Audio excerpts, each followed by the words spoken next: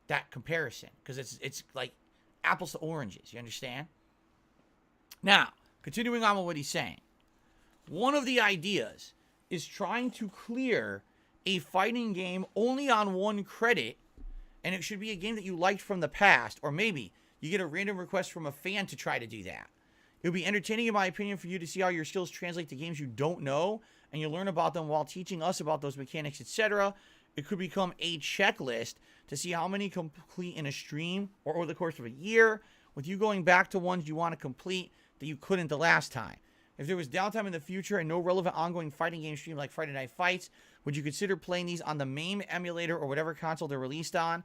Of course, this is provided you have the right PC setup to do this. First of all, I mean, this is so many things. Number one, no, nothing would ever be on MAME because I can't do that on my current setup. It absolutely would have to be 100% console.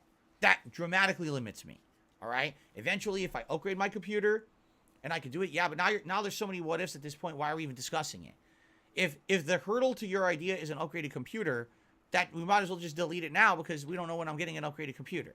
So let's assume it does not rely on an upgraded computer. Let's assume that there would be things that I could do like this, but it has nothing to do with me buying a new computer, okay? Now, if that's the case, okay, what about the idea in general? Listen, this is probably an idea maybe I would enjoy, right? I love fighting games. I grew up playing them in the 1990s. I played them competitively in the 2000s. I retired in 2007.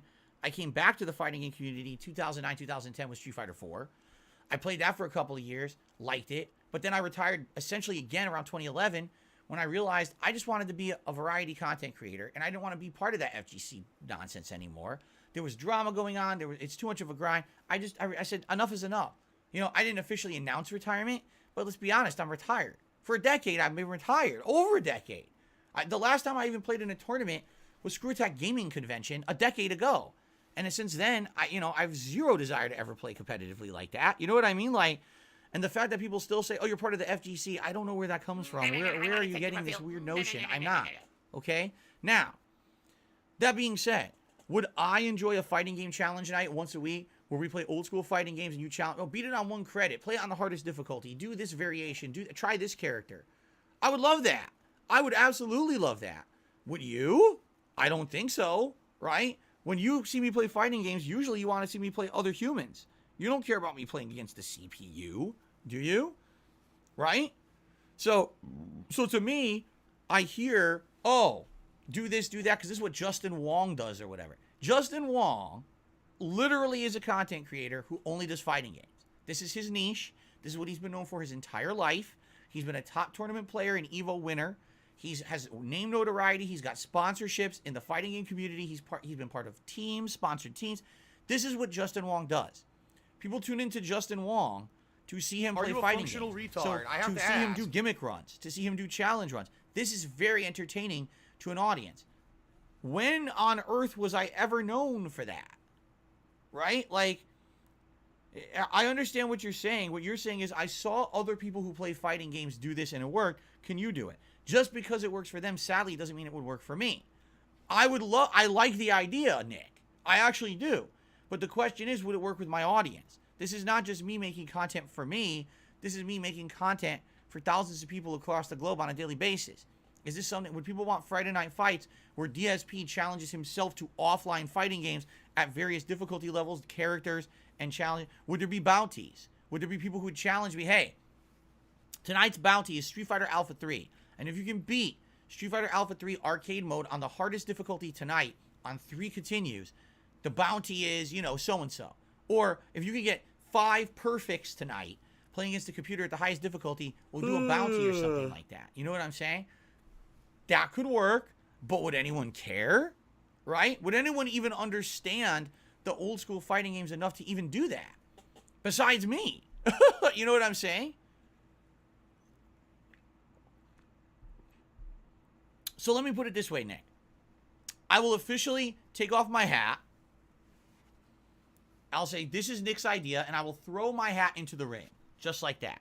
I'm not actually going to throw the hat, but I'm throwing the idea out there. Since right now, there is no ability to do consistent retro fighting games online. There's no collection where anyone's playing them. okay? Would you enjoy offline fighting game content? If you did, would there be enough interest to drone up people coming every, like a Friday night?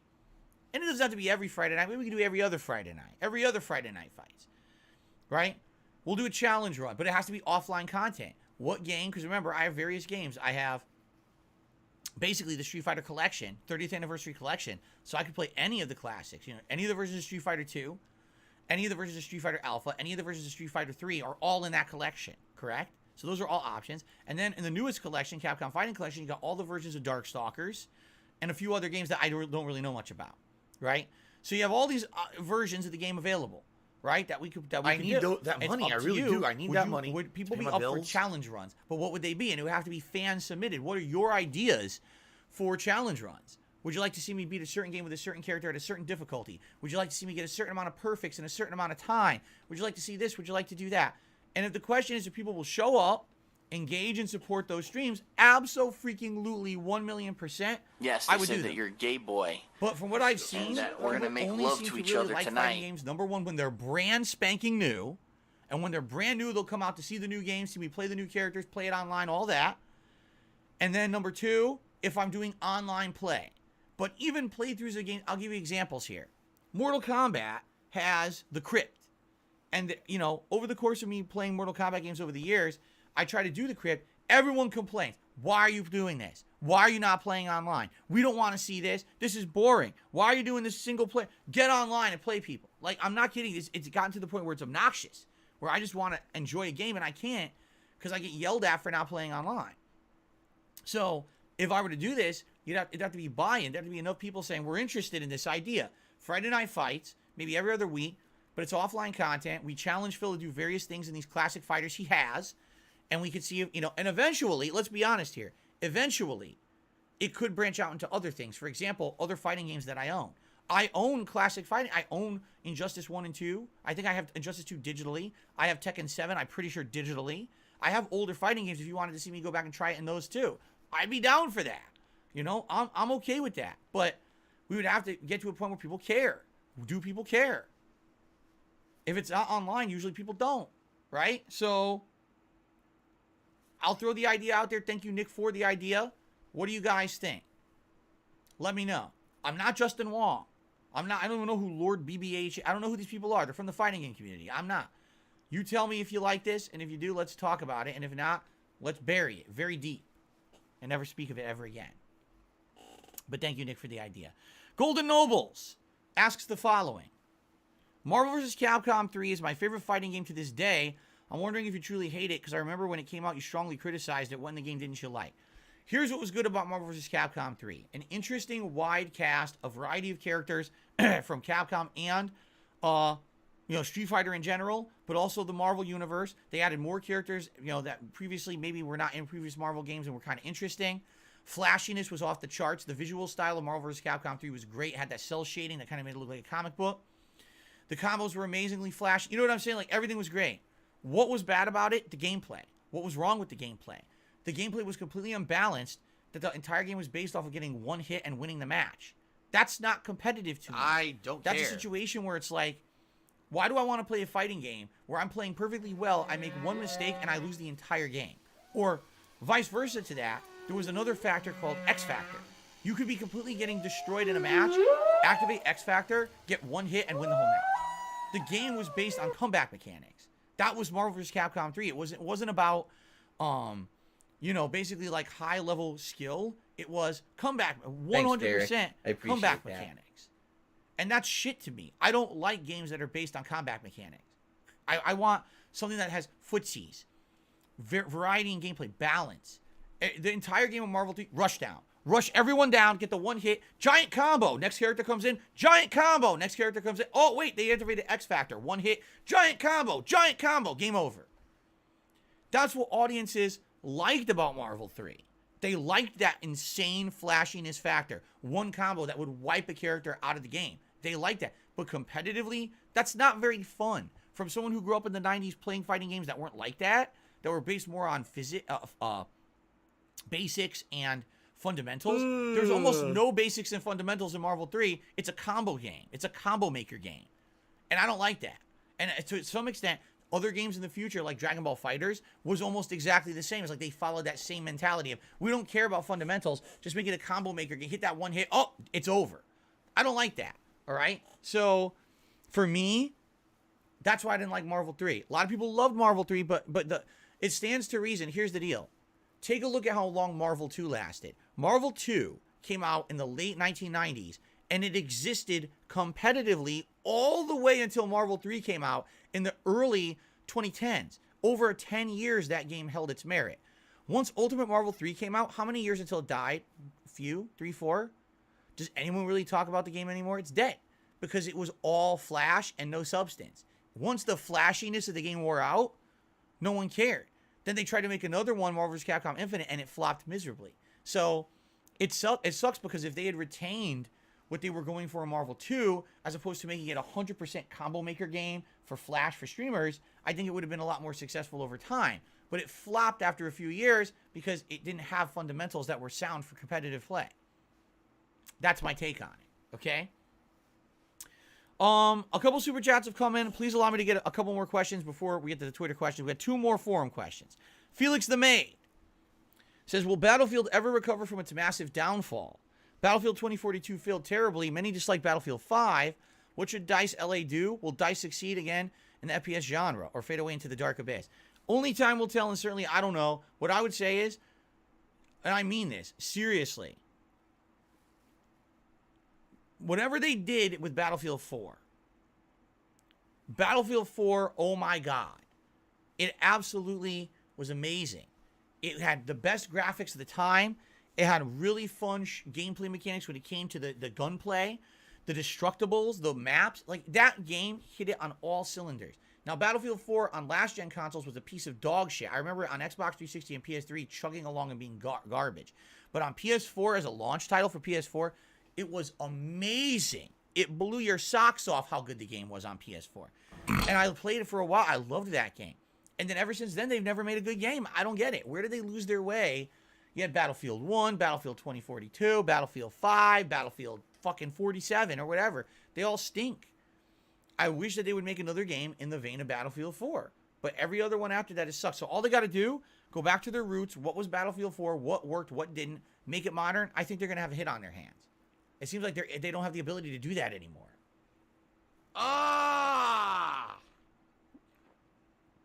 Okay, last forum question from Chris. I want to know from your personal opinion, how does a content creator know when to change his or her style of content, not only for the benefit of the creator themselves, but for the viewing audience as well? You know, that's an interesting question, for sure. Because over the years I've been a content creator, I was one of the most stubborn. QnA, just to pass the time, QnA. I'm doing some overtime, QnA. How many years later? QnA. By finally branching out and doing non-gaming content, most notably, you know, content such as React content and other style stuff, right? I had Ask the King for 14 years as a vlogging show where I answered your questions. It's been pretty slow, But it wasn't not until a gonna year lie. ago that I started doing an ongoing podcast on a daily basis called the Level 1 Podcast. It wasn't until last year that I reacted to anything. It's interesting because I think it's a combination of many factors. You have to see what else is going on in the industry and try to jump on trends when they're becoming popular. I almost never do that. You have to listen to the feedback of your audience, but you also have to listen to yourself. You know, there was a time in 2016 when I knew it was time for a change. I didn't want to just be the full-time gaming YouTuber anymore, so I tried KO Gaming for a year. It worked, and then YouTube took it away from me. So then I said, let's do something else, and I became a full-time streamer. That worked. You see, there's all these different factors. I think it's different for everyone. For some people, you might just get burnout and not want to do what you're doing anymore and change it up. For others, it might be that the fans have lost interest and want you to change. Some people, sadly, get stuck into a rut where they just have to do the same thing forever, and that sucks. I'll give you an example. The Angry Video Game Nerd. He's tried to branch out and do a movie. He tried to do other content. People don't care. He has to be the AVGN. Those are the videos that bring in the views for him. Take a look at the Nostalgia Critic. Here's someone who wanted to branch out and cancel the character and do other content, and it failed miserably. He has to be Nostalgia Critic forever because that's what people want to see. Take a look at Angry Joe. What gets views for Angry Joe? His highly edited, produced, skit-filled reviews are ginormously successful for him. Does he do other things? Yes.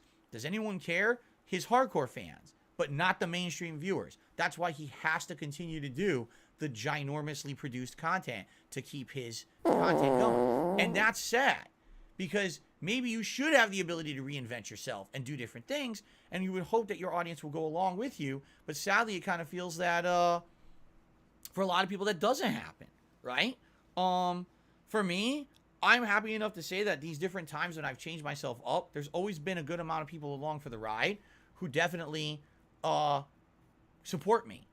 And I really, really appreciate that. So thank you to those who've been along for all these years. I keep changing. But what is the trigger? It could be very different. Like I said, it could be me.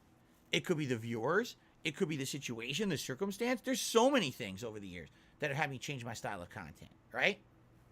Okay, before we get to Twitter questions, which is the end of the show, let's do some shout outs here for contributions. We have Tickled Bruno, who did a super chat and says, "Hello, Phil, can you play some Street Fighter 4? You mentioned it took me back, you're mentioning it, excuse me, took me back to 2008. That was the first game I ever bought for PS3. You get the sweet taste of," and then it cut off. But then he did a second super chat. And this one says, "Hello, Phil, can you play some Street Fighter 4? You mentioning it took me back to 2008. It was the first game I bought for PS3. You get the sweet taste of Street Fighter and the new additions plus characters. It sounds cool." Now, here's the thing. Sadly, to my knowledge, I need to learn about having sex with dead bodies. There is no agreed upon current method to play Street Fighter 4 where there's consistent online competition. For what I'm to understand, what happened was, if you remember during its heyday, okay, Street Fighter 4 had Xbox 360 and PS3 versions. Eventually, it came out for PC, and the PC version was actually the far inferior version of the game. So the consensus was you got to play it on consoles. And at tournaments, I believe it was widely accepted the PS3 version was the one, but the funny part about it was the Xbox 360 version was better. It had less input lag, but there was this weird partnership with Sony that Evo had, so it was always PS3 even though it was the worst version of the game. That's what they used at tournaments. But then over the years, there was a PS4 version that came out, and everyone was like, "Oh, this is good, now you can play it on a modern console." Then later it was determined the PS4 version sucked and had even more input delay than the previous versions, so you didn't want to play it. And since then, it just seems like the whole thing fizzled out and no one ever had a consensus. This is the version of Street Fighter 4 that we should play moving forward. Now, recently, I've seen some interesting discussions online because I do follow some people in the fighting game community just to stay up on the new comings there. And a bunch of games recently got rollback netcode. Games that people never thought would ever get rollback netcode have gotten them. And now you've got people actually actively discussing, do you think Capcom would go back to their older games and add rollback netcode? And actually, Street Fighter 4 has been one of the games that has been discussed. If it ever did, then maybe what would happen is whatever version is getting the rollback netcode would now become the standard version that everyone would play, and now you'd have an opportunity to say, "Oh, this, if I want to play Street Fighter 4, this is what I go play it now." Right now, I wouldn't even know what to do. Do I get the Xbox 360 version and try to play it on my Series X? Do I get the PS3 version and try to play it on my PS5? Do I buy the PS4 version and try to play it on my PS5? I can't like, block. What would even be the modern version of Street Fighter 4 to play? What I do couldn't I even answer do? the question, and I don't think the FGC has a definitive answer. That's why most of them dropped the game. You see? So, interesting questions. Thank you, Tickled Bruno, for the super chats. Would I ever play Street Fighter 4 again? I'm not against it. It's just that I don't think there's an opportunity to do it because no one really knows how, right? You'd have to be an answer. I don't think there's an answer right now. So, Josh Meach did a super chat and says, "I'm a recent lurker. Would you ever," just listen to this, "would you ever do an audit with Caleb Hammer? He's cool and informative YouTube." I have no idea what you're talking about. I don't know who Caleb Hammer is. I don't know what you mean by an audit. So since I have no idea what you're talking about, my answer will be simply no. But thank you, Josh Meach, for the super chat. All right, we have Twitter questions to end the show, so let's get into them. Our first Twitter question is from Toy2 Legacy of Toy and asks the following: thoughts on companies overcharging on retro gaming equipment such as video games and consoles and taking advantage of retro gaming community? Yeah, it is getting bad from what I'm to understand. From what I'm to understand, in the last 5+ years, there's been a giant boom in the retro gaming community. When I was starting off as a YouTuber over a decade ago, I used to go to conventions, and I used to see at conventions, seriously, like a ton of games being sold on the cheap. NES games going for a couple bucks each, right? Now, the rare ones, for example, the Mega Man series, right? That would always be expensive. Earthbound, if you found a copy of it, always went for a lot of money. Chrono Trigger. The big, notable games of the 90s always kind of went for a lot. But a lot of the other games became shovelware. Hell, the consoles themselves weren't even going for that much money because they were so mass-produced in the 90s. I guess what's happened is in the last 5 years, there's been a ginormous explosion of interest in retro gaming, as gaming has now become way more mainstream, probably because it's broken through to other forms of media and the like. And now people who never even owned these games, people who never had a cabinet or even played on an arcade cabinet during the heyday of arcades, now want this stuff in their homes. So what ended up happening is explosions of the value of retro stuff. I mean, hell, take a look at the last summer when we went through my closet. We did the closet clean out event, correct? And how many people contacted me and said, dude, are you aware this game is worth like $100? I was like, what? I bought the game for like $5 just a couple years ago, not even a decade ago. How can you tell me it's worth hundreds of dollars now? Because now there's apparently a market for this stuff. So it's just funny because I see on YouTube videos like, wow, this is a scam, and these scams are hurting collectors because it drives up prices and stuff. And I've spoken myself purposefully when it comes to things that I feel are scams. One of the biggest scams I feel right now is Arcade 1-Up.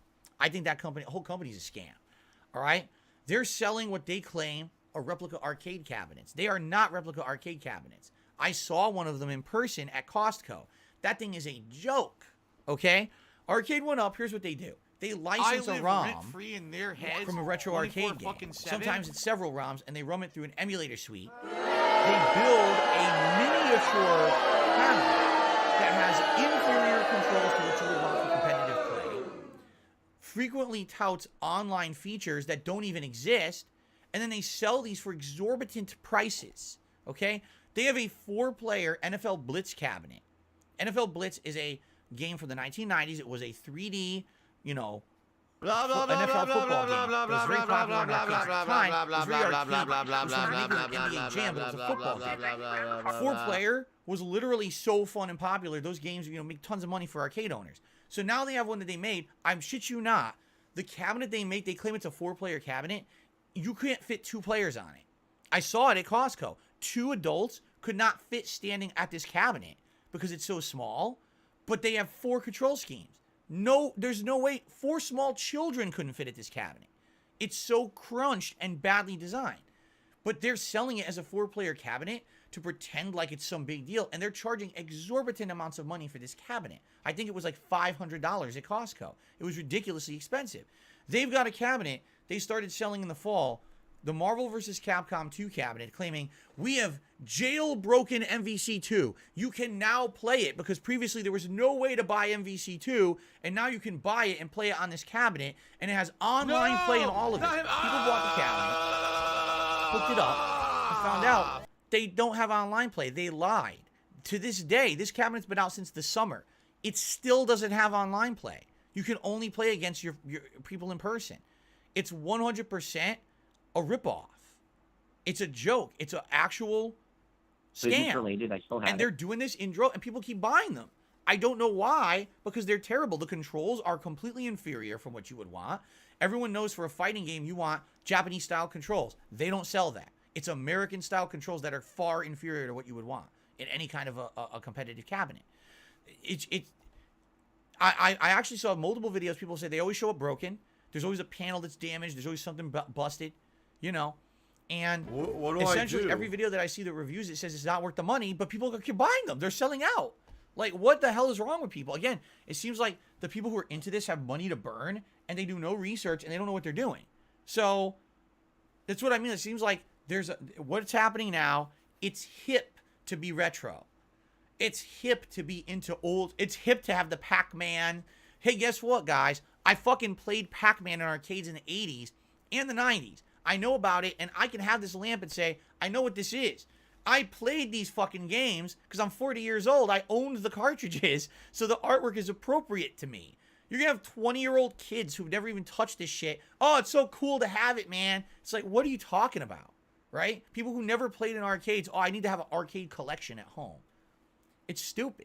And what it does, it's this artificial demand that inflates the prices of everything. So now, you used to be able to buy an arcade board and a bunch of, the cabinets for like $500. You could build a full-size arcade cabinet at home. Now it probably costs $2,000 because all the prices are inflated. You used to be able to have a retro gaming collection. You could drop $500 and literally have an insane library of games. Now you drop $500, you probably buy 3 popular Nintendo games. You see? Things change over time.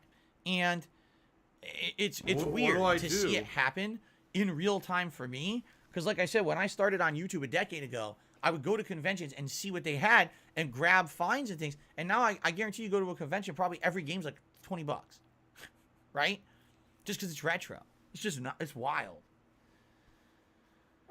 Anyway, let's continue. Bumsy Dezuwa asked the following. Will you ever play any of the Monster Hunter games like Monster Hunter Rise? Because that's out on Game Pass right now. I've already explained, and I'll explain it again. I tried.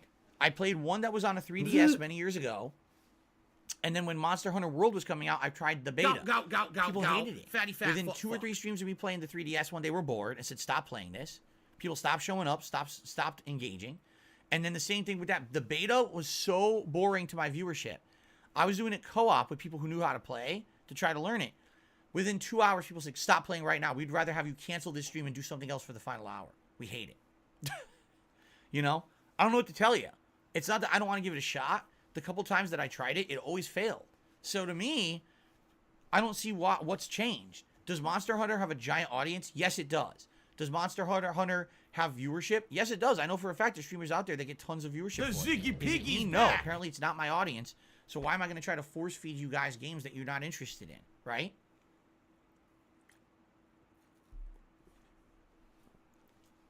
Cyber Shadow 248 asks, what's your best and worst gaming moment? I don't think of it like that.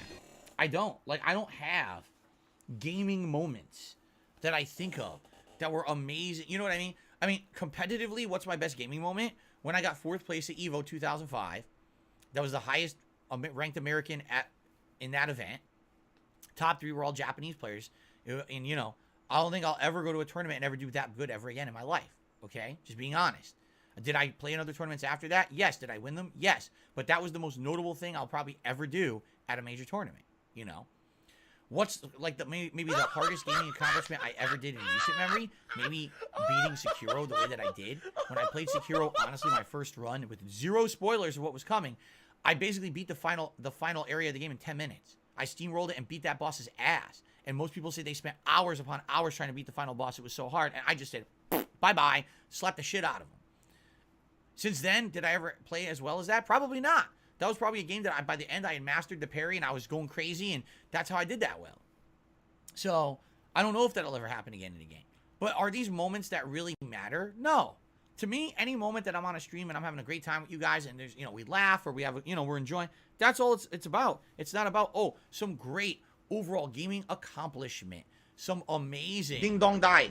Over the top, crazy, oh my God, I can't believe how good you did at a game. No one tunes into DSP Gaming to see that, right?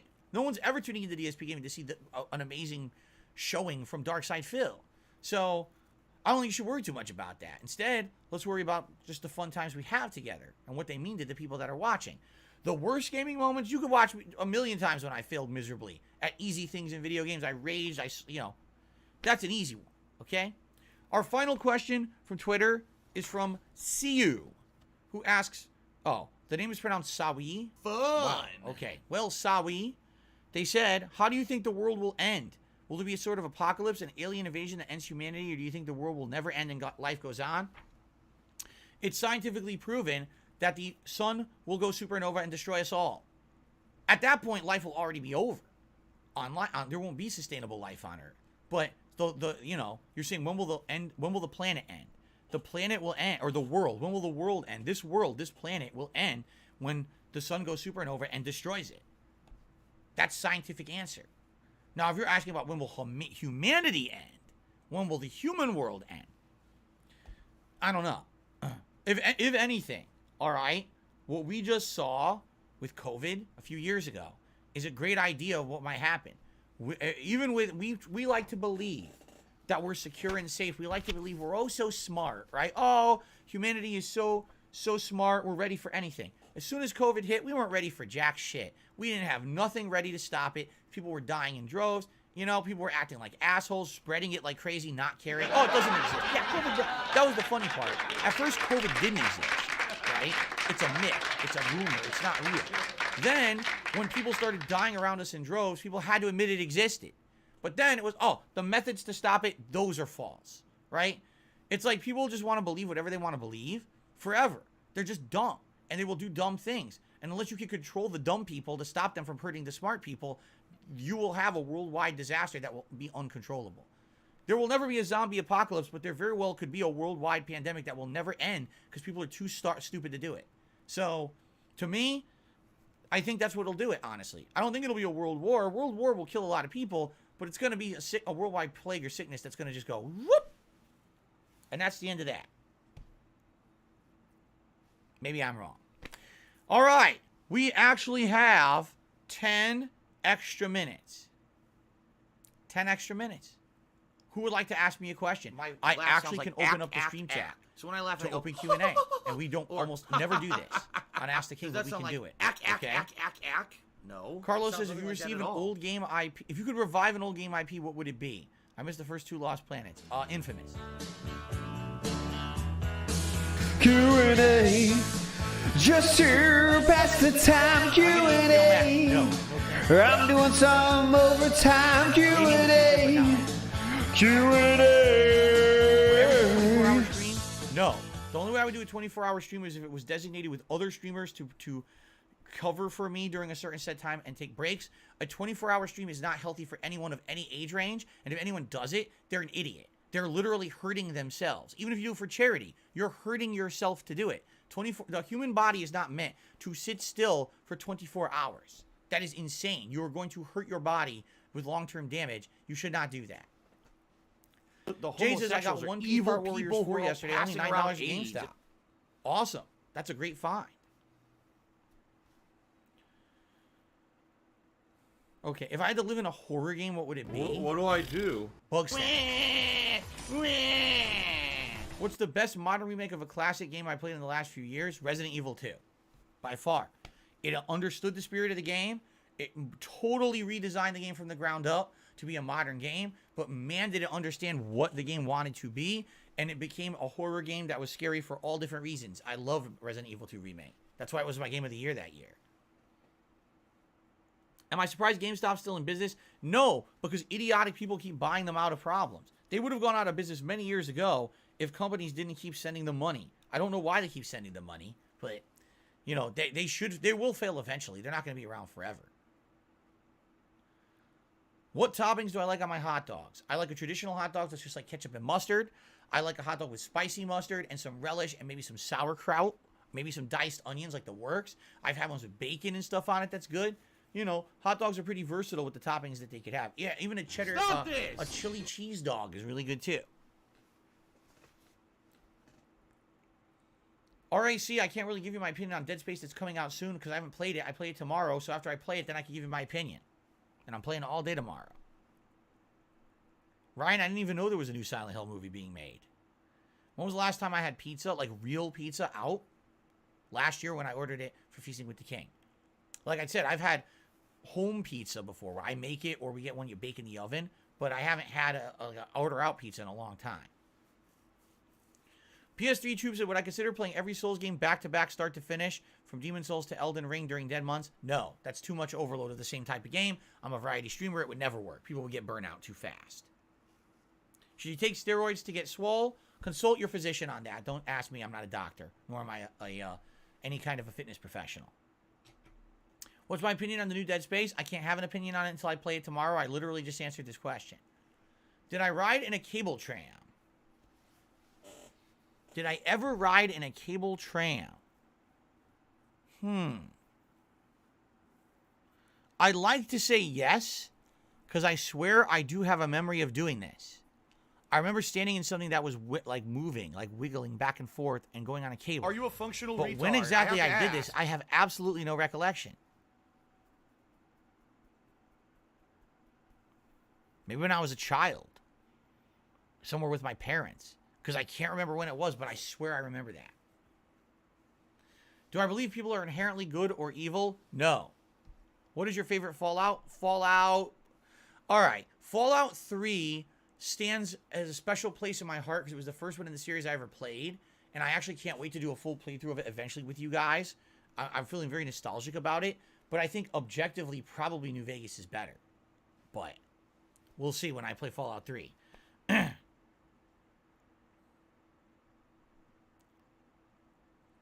Will there ever be a time when the U.S. dollar will become worthless? Yes, when the U.S. fails to exist, the U.S. dollar will become worthless. Did I ever watch any Japanese game shows? The only one I ever saw was MXC, Most Extreme Elimination Challenge, which actually was called Takeshi's Castle in Japan. I used to watch that show with the American dubbing. That's probably the only one I've ever seen. So...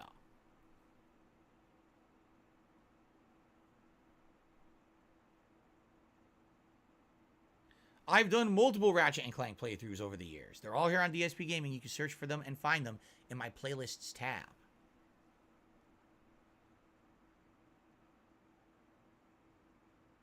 PS3 truth that never happened. He said, do you remember how you felt the first time the realization hit being on YouTube is a good idea to move forward in your life? And what happened? No, because I never believed it. Like, again, the only reason I became a full-time YouTuber was because I lost my office job unexpectedly. I was laid off. I had nothing else to fall back on. So I said, can I make this work? Within the first 2 months of being a full-time YouTuber, I made like $40,000. And then after that, YouTube kicked me out of the partner program saying that people were doing invalid clicks on my ads.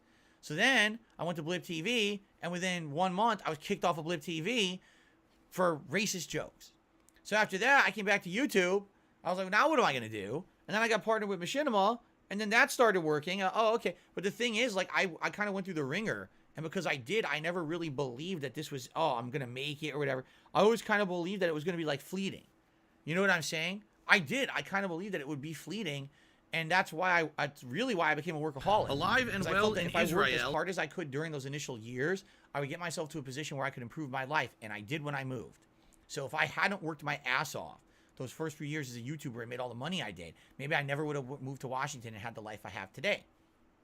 So it all kind of worked out. At the same time, I never really had confidence that it would last forever, being honest. So.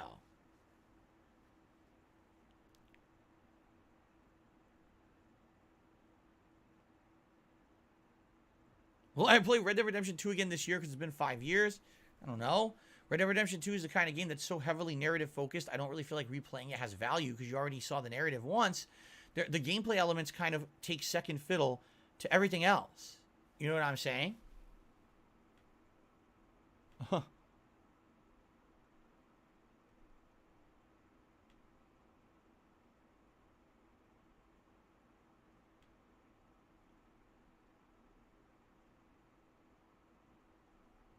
Okay. An email there. I wanted to check it out, and it was fine. Okay. Yes, I'm running for president. It's official. I'm announcing it today. I'm running for president, so everyone knows. No, I don't remember the last book I read. Favorite Rocky movie? Probably Rocky 4. Did I ever visit the Grand Canyon? No. No, I don't hate Review Tech USA. Reacting to MXC would be a funny react video, says Dutch. It probably would be. That's a funny show. Especially with the American dubbing. With Kenny Blankenship and Vic Romano. Of course, I'd get copyright stricken into oblivion. But, you know. Best DLC ever? Of course, it would be the Taxidermist DLC for Heavy Rain where you chop off a mass murderer's dick. With a chainsaw, no less. I'm not exaggerating. Go watch that. Pepperbeard or Diet Black? I don't care. Personally, I've asked Kat, should I dye it? Because I would. And she says just keep it the way it is, so I keep it. I would dye it. If it bothered her, I would dye it black. But she says just leave it, so I do. So there you go. Same thing with the mustache. I actually have a lot of white hairs in my mustache, but I just leave it because she says to leave it.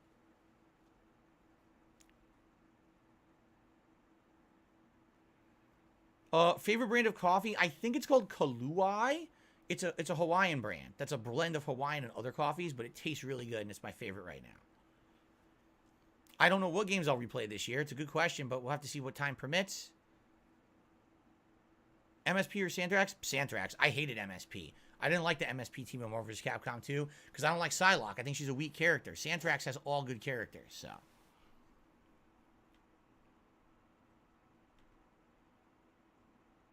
All right, guys. I think that's it. Thank you so much. Great episode of Ask the King. We covered a ton of questions, a lot of ground. I hope that you guys enjoyed. Thank you so very much for watching, whether you watched live here on stream or whether you watched on demand after the fact here on YouTube. Thanks. Remember, multiple ways you can submit questions for the next episode, whether it be becoming a member, whether it be my Patreon, whether it be posting on QnA, whatever it may be. just to pass the time, QnA.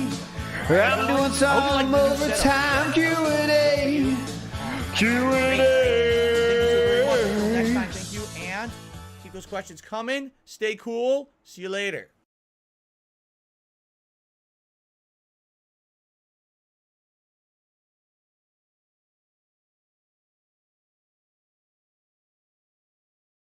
All right, everyone, that is it for the show. Thank you for watching. Great attendance, great everything today. 0 complaints from me.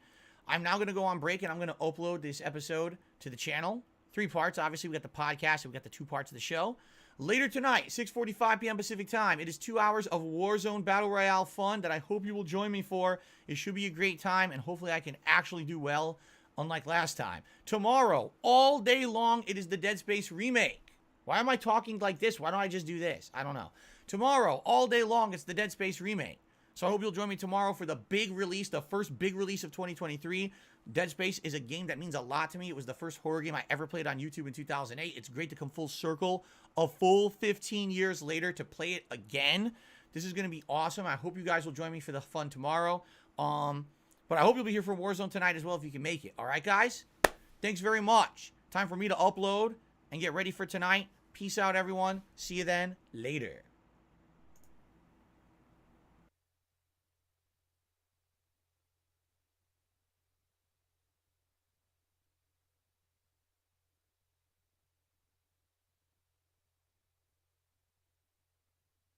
Tiger, tiger, row, row, row, tiger, row, row.